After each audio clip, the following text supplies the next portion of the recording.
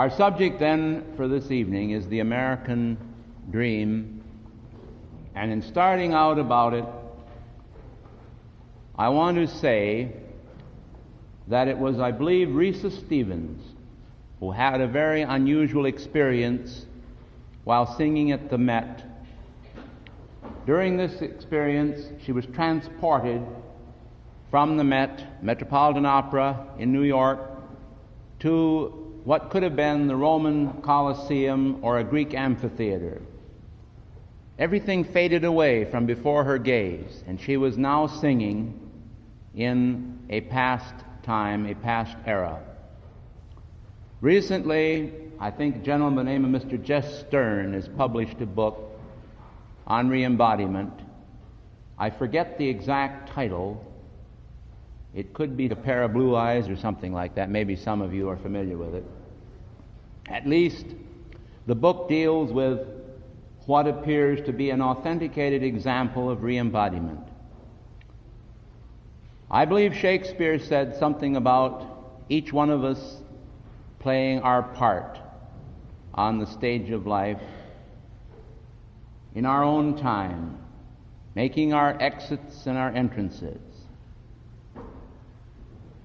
When we start to consider the American dream, then, we ought not to consider the American dream from the standpoint of a remote era in history. We ought to consider it as a time in which we may have lived.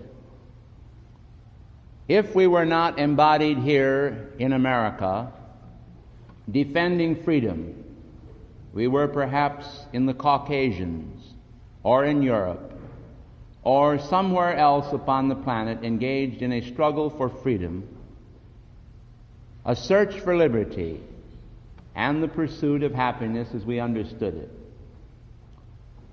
The American dream, however, is quite unique because it is the fruition of a hierarchical act on the part of the Great White Brotherhood. In order then to bring us up to date on what is behind the American dream, I would like to relate a few of the embodiments of Saint Germain, as he is called. Saint Germain was the prophet Samuel. Perhaps you recall how Hannah told him, when he told her about his nocturnal experiences of hearing the voice of God saying, "Samuel, Samuel," how that she advised him to say, "Speak, Lord, for thy servant heareth."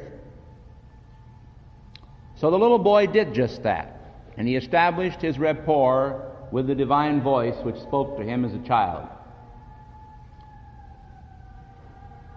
Saint Germain, then, having established as the prophet Samuel his rapport with God, became a great Hebrew prophet.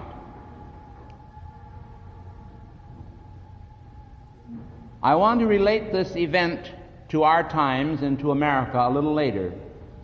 I want to go down some more of his embodiments because they do have a part, a link in the American dream.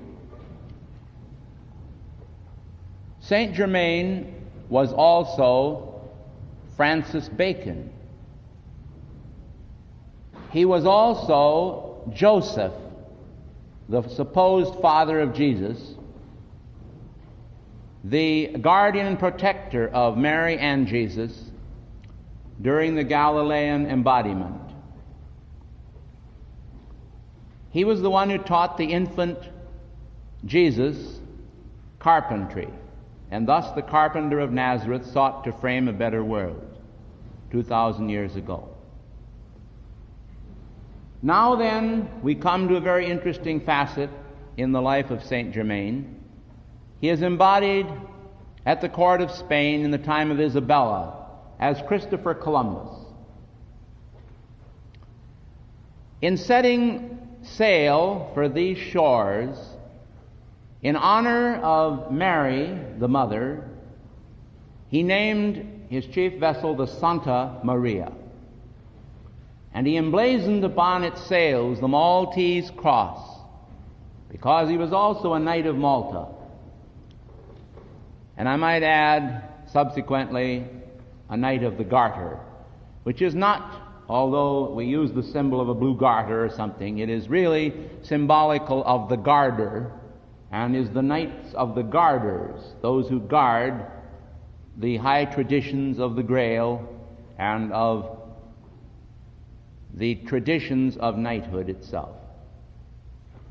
Saint Germain, then, who was the prophet Samuel, who was Joseph, who was also embodied in England as the illegitimate son of Queen Elizabeth and the Earl of Leicester,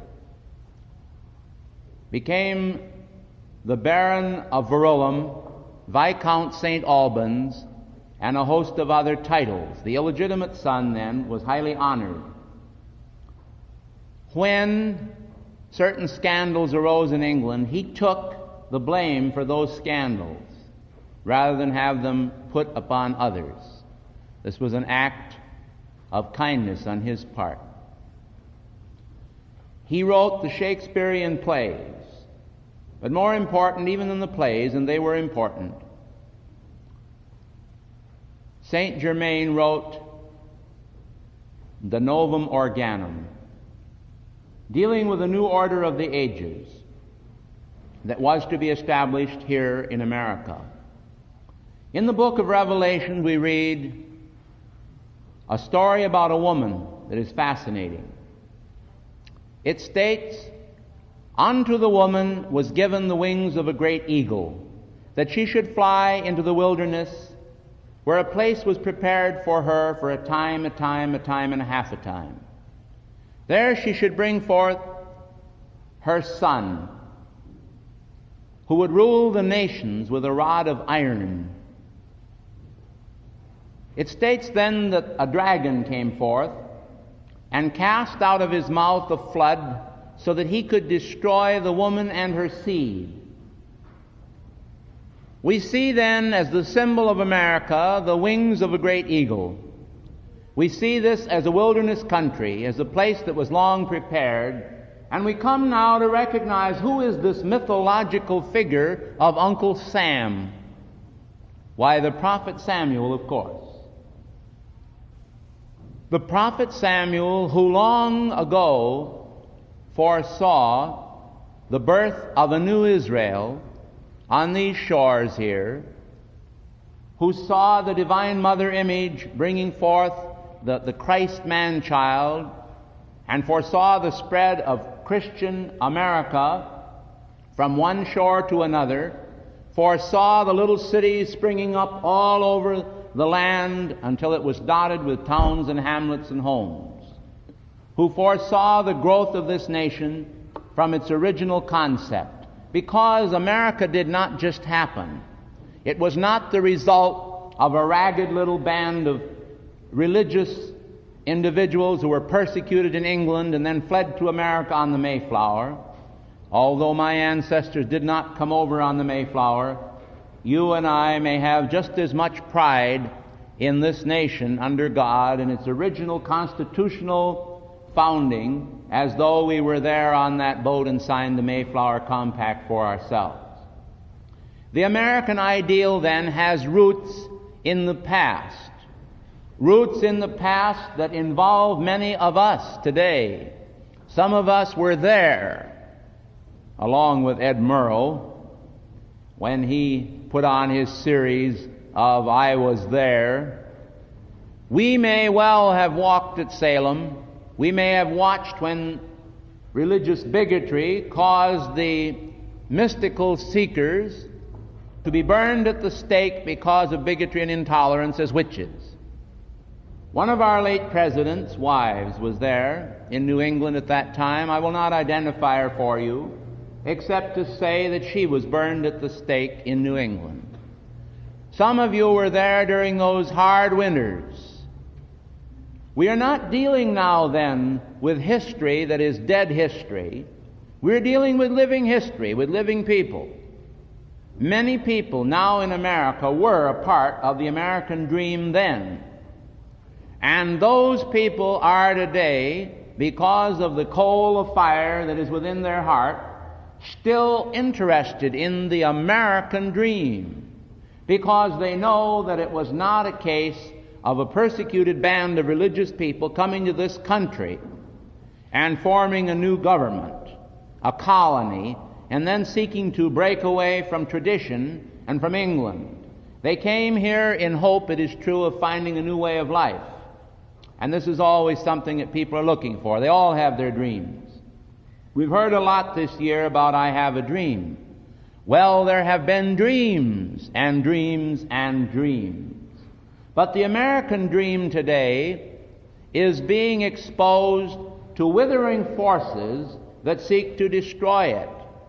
And many of our young people today have never been exposed to the greatness of that dream, because the pages of history, somehow or other, as they are now being written and rehashed and rewritten, do not contain the spirit of 1776.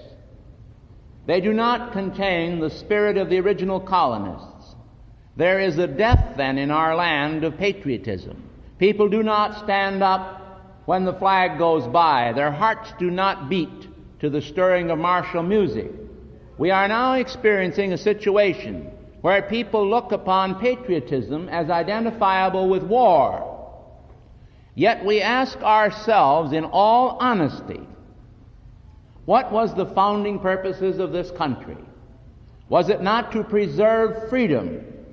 And if it was to preserve freedom, then we have to consider that the early patriots did not count the cost. They gathered their young around them, they wrapped them in their arms, and the mothers and grandmothers bore arms, and the right to bear arms was a fundamental guarantee of our Constitution.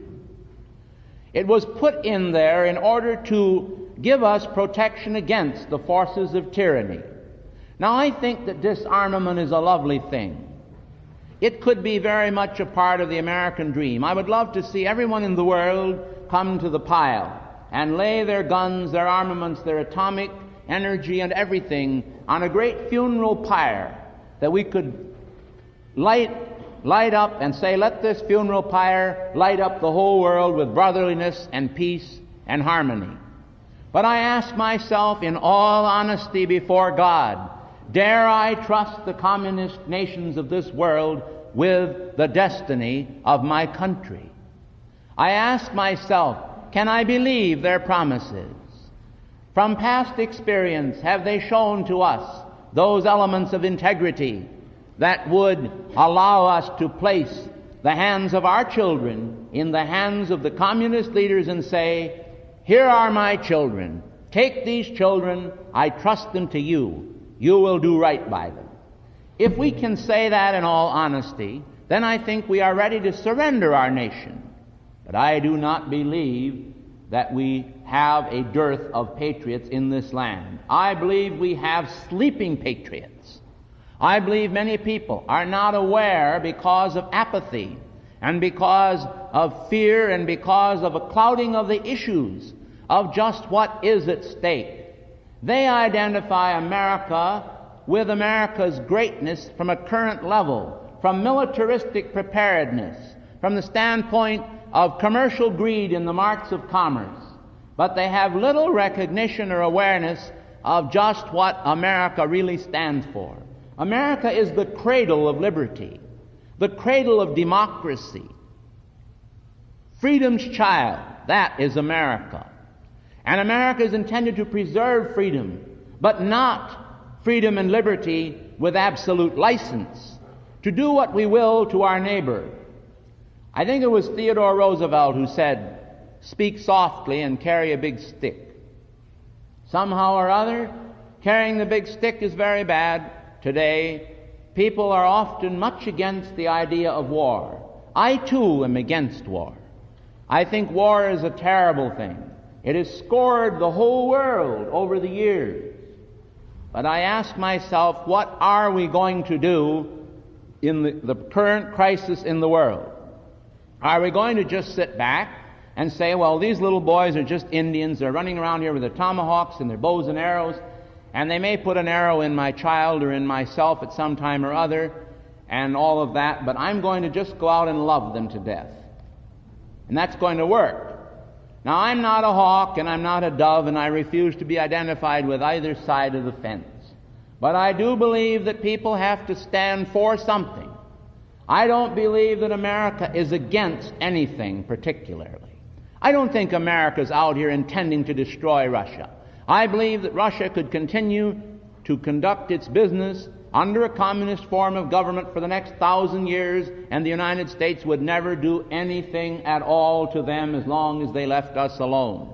I believe that every communist country could rest at peace and never have any need to pile up stockpiles of atom bombs if America were to do as I think she would do. I don't think we are a nation of militarists. I don't think that we have a desire to enslave our neighbor, even economically.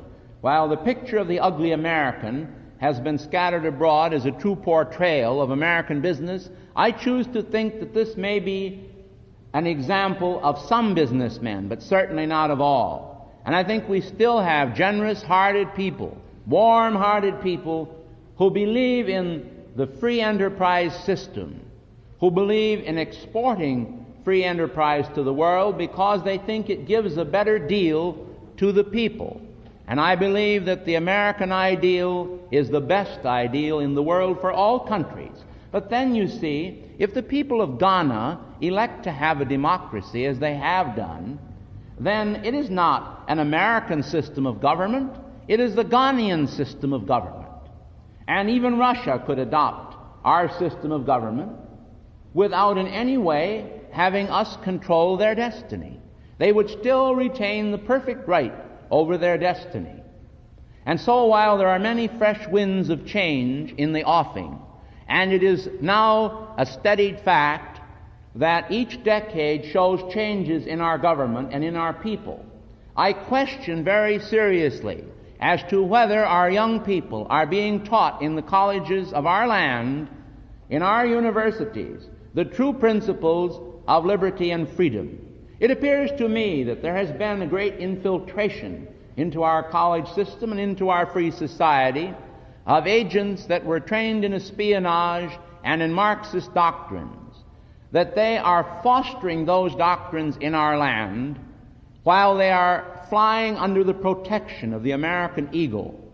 The woman I see as the divine mother, who loves all children in the world equally, the man-child she brought forth is the Christ of every man.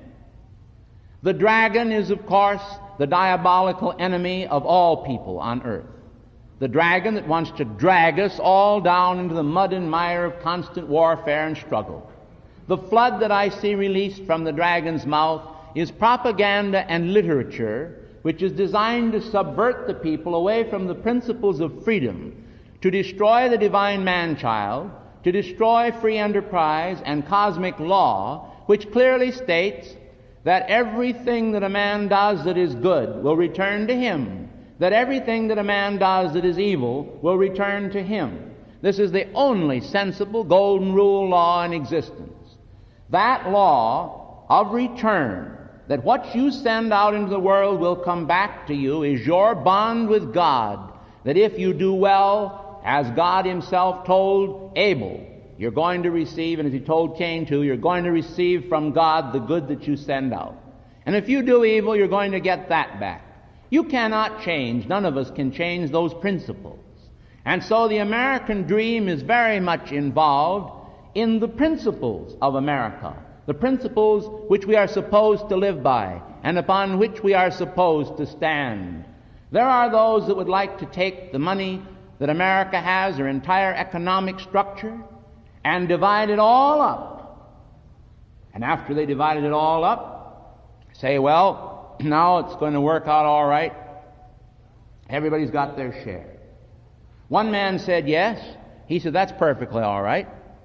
He said, let's divide it up on Saturday and give everybody their share. Well, the fellow says, that's all right.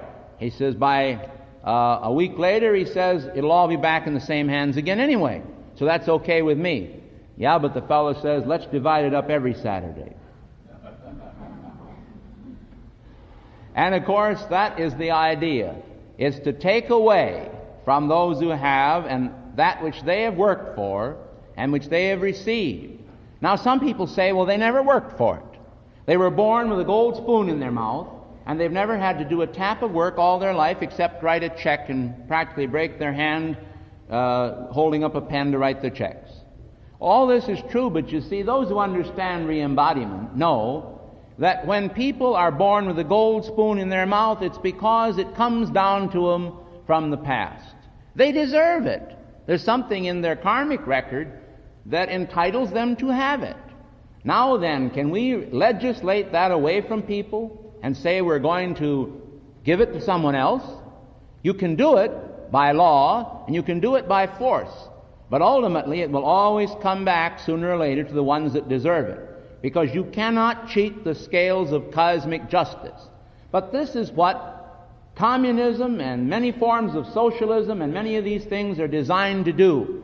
They want to promise people the moon and say you can have all of this. This is the American dream. You can have service from the cradle to the grave. We'll assign you a number when you're born, and we'll assign you a number when you die, and we'll put that on your tombstone. And we'll take care of you all the days of your life. It reminds me of the Psalm of the Chevrolet, which is something like the 23rd Psalm. It goes like this: "The Chevy is my auto, I shall not want another. It leadeth me beside the repair shops, it vexeth my soul, its radiator runneth over. I anoint its tire with patches, it has a breakdown in the presence of mine enemies. And if this thing shall follow me all the days of my life, I shall dwell in the bug house forever. Amen." Well, that's the way a lot of this is all about. That's what it's all about, is people want something for nothing. This is what's happening in our land today. The American dream has been forgotten. People do not have to draw their own water out of wells that they dug. They do not have to today go out and chop down their own trees and carry their firewood in. That is, unless they live in some parts of the country where they still do these things. But the average American today has his shoes made for him, his shirts made for him, his neckties made for him. Why, they'll even make a noose for him if he commits a crime and see to it that he's hung in some states, although the Supreme Court's trying to do away with that too in their coddling the criminal program. But it's a very interesting thing what is happening all over the world. I mean, we have this going on right now. People just want and want and want. They desire, but they have no desire to work for what they want. And you and I know that they can't possibly, by cosmic law, fulfill the American dream under that system. Yet the politicians will stand up here and tell these people, they'll say to them, "We will give you Social Security from the cradle to the grave. We're going to give you all this." And they'll raise your taxes every year, and they'll raise the cost of living every year until they take the very rug right out from underneath you. They're doing this all the time. And where is the American dream then? It's gone out the window. And people have forgotten it in their desire to grab for something for nothing. I don't think that, in all honesty, any of you would feel that this would be the right thing for any of us to expect, that someone should just take care of us. Why, God gave us a body, and He gave us a mind, and He gave us a creative imagination, and He's endowed us with any number of marvelous qualities. And these qualities will win for us in this nation our freedom. They'll enable us to keep this nation strong by working together and cooperating with one another. You can see that, but you see, when people are manipulated by the manipulators, they don't see any of this. They just think that that's the way it should be. Let's go back then to the American dream. Let's go back to the early patriots. Let's recognize the involvement that caused men to say, "I regret that I have but one life to give for my country." And how about Barbara Fritchie, that stuck her head out the window and said, "Shoot this old gray head if you must, but spare my country's flag." Those people did not stop to think, did they? You see the whole point of it all? I mean, we could have been Barbara Fritchie, or we could have been Betsy Ross, or we could have been any of these people. And I happen to know who Betsy Ross is. She's living right now in Washington, D.C. Isn't that interesting? Reminds me of the party and re-embodiment they had in Chicago, where everybody came dressed as they were in their past incarnation, and there wasn't a single person in the crowd that wasn't a king or a queen. So, you know, well, that's the way it is with some of these things. You know, somebody might imagine they're Barbara Fritchie one time, or Betsy Ross. One time I mentioned somebody, and then they come up and they said, now that wasn't the party you mentioned it because I was that person. So if any of you have any ideas about having been one of these historical people, I don't know the answers to everything. I just know the answers to a few things. And it doesn't really make too much difference. The main idea is our involvement in the American dream today. It doesn't matter that our forefathers won their freedom in 1776. It doesn't matter that they settled the Civil War back in 1865 and 1861 and had all those battles. That doesn't matter at all. What matters is that we preserve our country today. Otherwise, we lose the whole context of the American Revolution, because the American Revolution is not something that just started back at that time and then continued a few years and ended. The American Revolution has been going on ever since. And of course, that's exactly what the communists themselves are trying to sell us, but they want it to go the other way. They don't want it to be an evolution that we are having today in America. They want it to be a revolution to just overthrow everything that we stand for, everything we love and hold dear, and put in their system of government and their form of tyranny. Now, we don't want the OGPU or the secret police or any of these other organizations running our country. We don't believe in a police state. We don't believe in police power, but we recognize police authority is necessary in this country.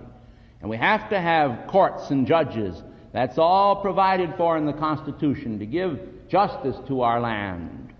I think you can see then how very important it is that we identify with the American dream and try to uphold the principles that made this country great in the beginning, because freedom is the greatest gift that we will ever have.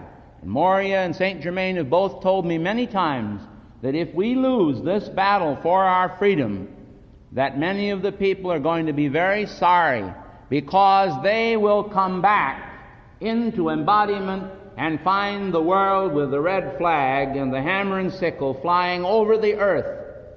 And they'll have to live under it.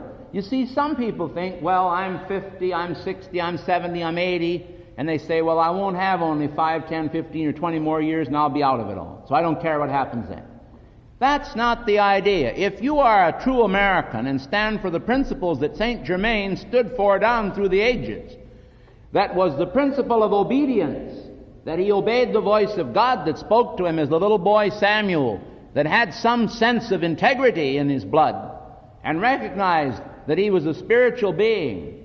If you have that faith, it's going to span the years. It doesn't identify with 1933 and the NRA, doesn't identify with the days of Prohibition. It doesn't identify with the Eisenhower administration or with any of these other administrations, Republican, Democrat, or Hottentot. It doesn't make any difference.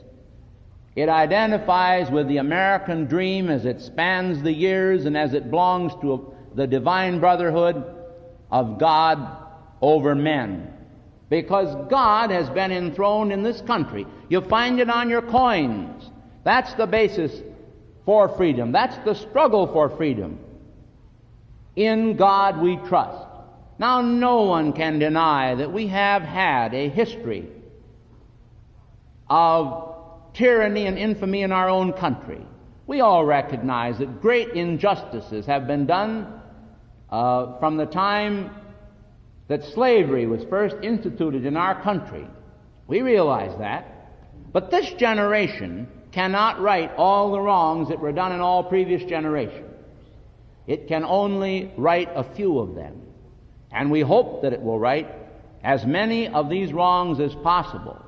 But I feel that if we are to go ahead and have a revolution in this country that would destroy us by pitting the colored race against the white race against the colored race, and all races against one another, it would be a most unfortunate happening to break the American dream that way, because I believe that we have many examples, and these examples are before us in the press almost daily, of men and women who are fine Negro Americans that have won their freedom in this country financially and independently of any assistance from outside sources. They've gone to universities, they've made a name for themselves, and they've become achievers in the world. Well, if they can do it, and certainly a lot of white people are doing it, and the colored people can do it, then you see freedom is won by merit. And I don't believe that all of the colored people in this country approve of the things that have happened in this country that are shattering the American dream. I believe that the colored people of this land, many of them, are 100% loyal Americans. I don't believe that they approve of any of these things that have been happening. So we cannot judge a race by its color. We cannot judge a man by his skin or by his religion or his nationality in any respect. We can only judge people by their acts, by what they do, by what manifests in their world, what is acting there. And what should act there is the true patriotism that our forefathers had. Why, the women were very much a part of it.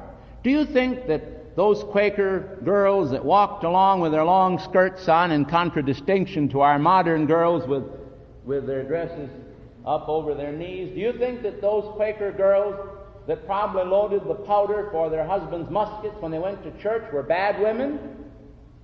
Do you think they were warmongers? Do you think they wanted war and struggle, and that they hated the Indians? I don't think so. I think they were interested in the American dream. They wanted to build a land here and carve it out of the wilderness. They wanted opportunity for their children to grow up and to be religious people and God-fearing people, and to people this land with a glorious group of people that loved the opportunity that heaven afforded them. They wanted that. They believed in it. They fought for it. They lived for it. They died for it. But today that is forgotten. And in the jungle rhythms of our modern asphalt society, we have an entirely different thought pattern. We have the cult now that was raised during the Roosevelt years. They were brought up on 3 2/10% beer and everything that goes with it, having their hand out to society and saying, "Feed me. Brother, can you spare a dime?" Well, I still believe that the answer to it all is on our coins. In God we trust. But I believe that we have to set the example somewhere along the line and show that it can be done. It's not a matter of the cult of achievement for achievement's sake alone, like a couple of little boys running in a sack race. It's not that. It's the idea of recognizing that we have something that we are standing for. And what we have under God Almighty is the greatest gift that this land or any other land has ever had. It's the opportunity to keep our freedom. You see, freedom in each generation is something that we can lose. We have to win it all over again. I think one of the problems of America that has shattered our American dream is the fact that the young people today feel that it isn't worth fighting for. There's no struggle anymore. Everything comes easy. You just turn on a button. You open a can of beans. You get your fish out of cans. You don't go down to the seashore and fish your own fish. It comes out of cans if you want fish. Whatever you want, you just turn a button. Snap a little switch on a set and you have a picture. Pick up a telephone and order it. Get a mail order rifle and shoot a president. Do anything you want to do. That's the way it is today.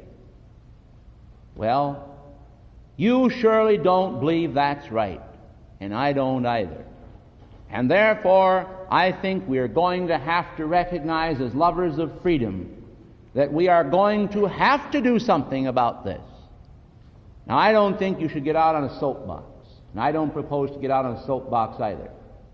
But I do think we're going to have to change our thinking a bit and recognize that we do have a sphere of influence, you and I. Every one of us have a sphere of influence. There are people that you meet, that you can influence, that you can help and work with.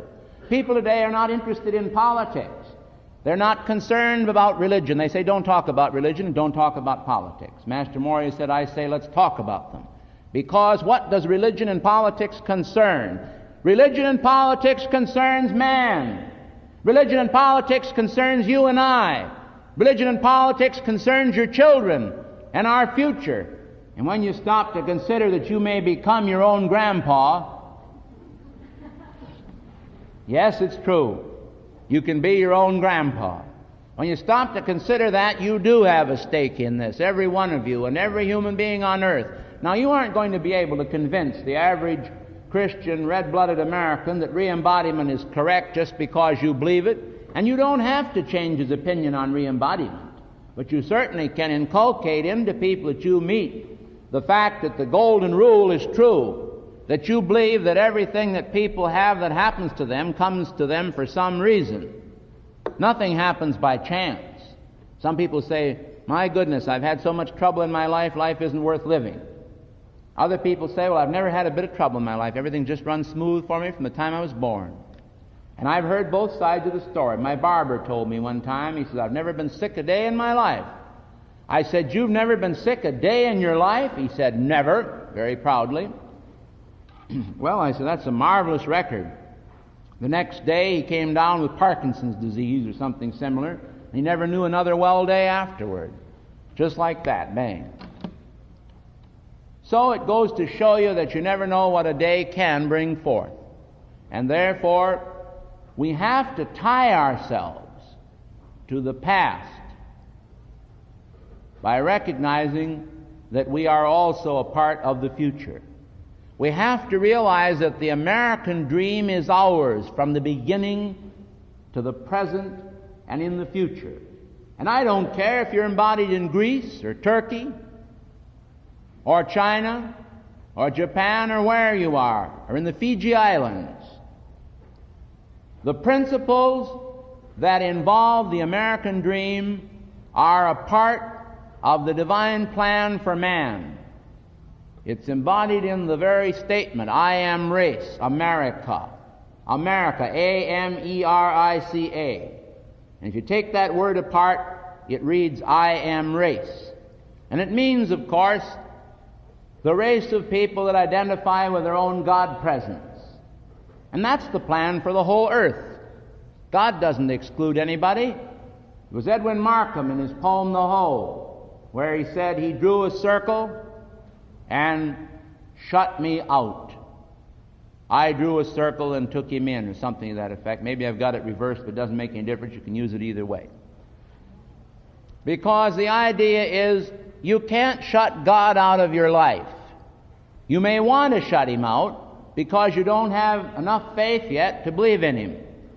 But what about that statement Jesus made, where he said if you have the faith of a grain of mustard seed, the size of a grain of mustard seed, you can say to this mountain, be removed, and it'll be removed.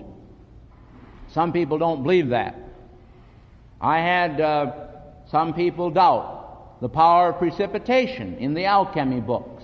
But I want you to know that after the alchemy book was printed, and I was in Los Angeles, I had any number of people come up to me and tell me that they had either precipitated a amethyst cross directly in their hands, or one was precipitated by spiritual vision, and it later manifested and they got it. How many people in this audience did precipitate an amethyst cross? Will you please put up your hands?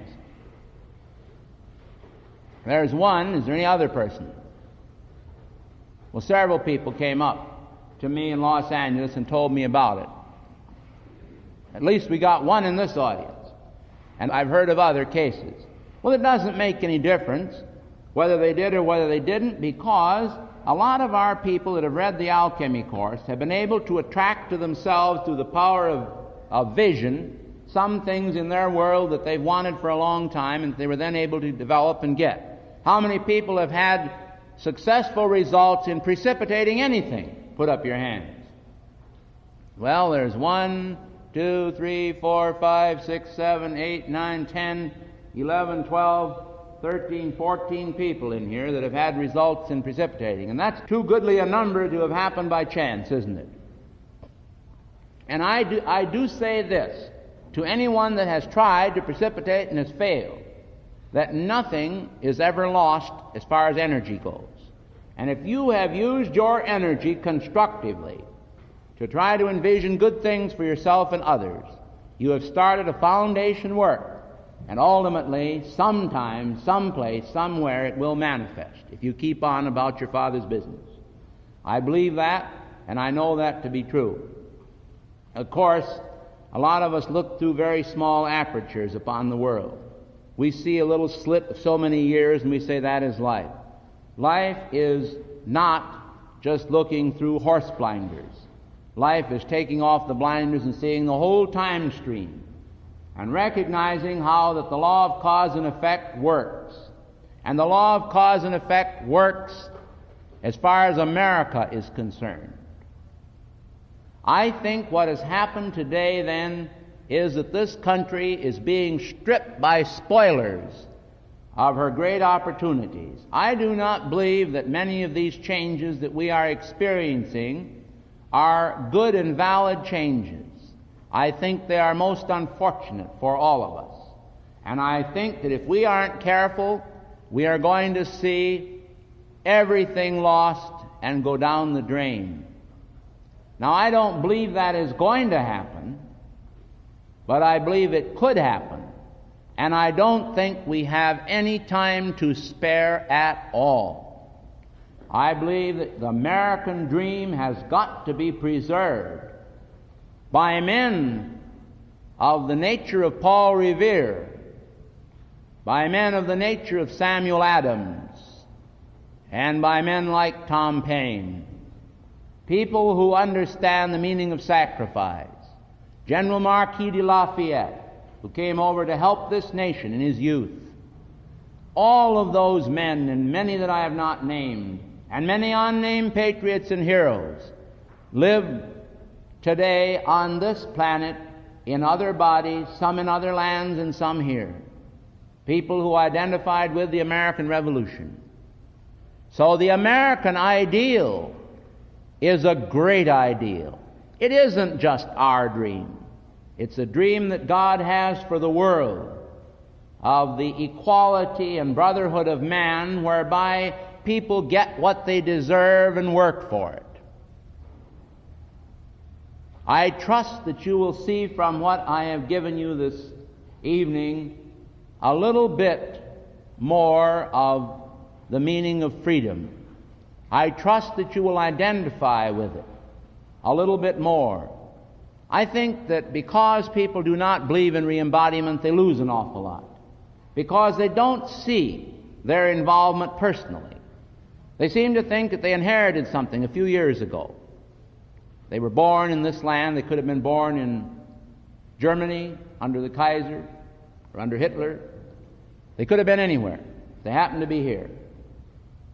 I think we should give thanks every day for having been born here. But how would it be in the world today if no America existed? If America was dead? What about your children and your grandchildren and your children's children? Where would they be born?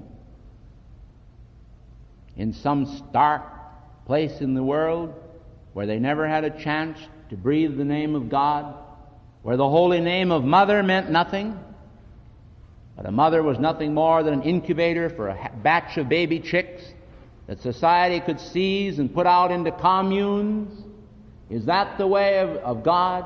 I can think of no worse hell than this nation, this globe, this whole vast sphere rolling through space with communes all over the world and everybody working for some monolithic monster, where as in George Orwell's 1984, everybody would be policed by the thought police, and devices would be developed that could read our minds, and we would all be subjected to the most intense pressures of conformity.